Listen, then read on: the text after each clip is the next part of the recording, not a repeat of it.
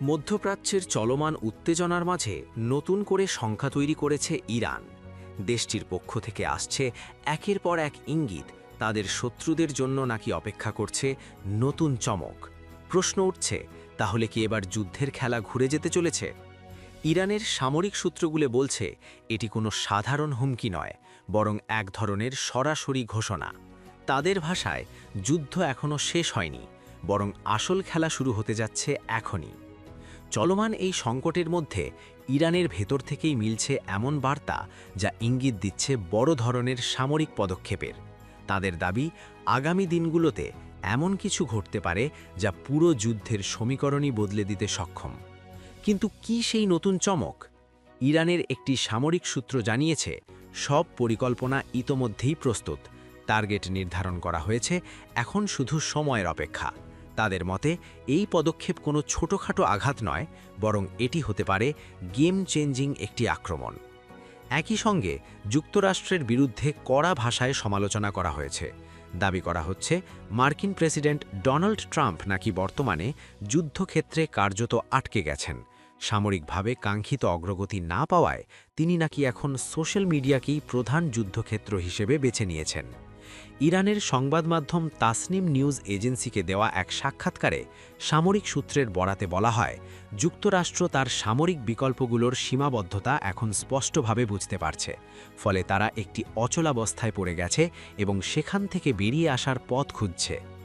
আরও বলা হয়, যুক্তরাষ্ট্রের আক্রমণাত্মক এবং প্রতিরক্ষামূলক ক্ষমতা বর্তমানে দুর্বল অবস্থায় রয়েছে, বিশেষ করে সামরিক সরঞ্জামের ঘাটতি এবং কৌশলগত সীমাবদ্ধতার কারণে তারা সরাসরি সংঘাতে সুবিধা করতে পারছে না। এই পরিস্থিতিতে প্রেসিডেন্ট ট্রাম্প নাকি সামরিক ময়দান থেকে সরে এসে বাকযুদ্ধে বেশি জোর দিচ্ছেন।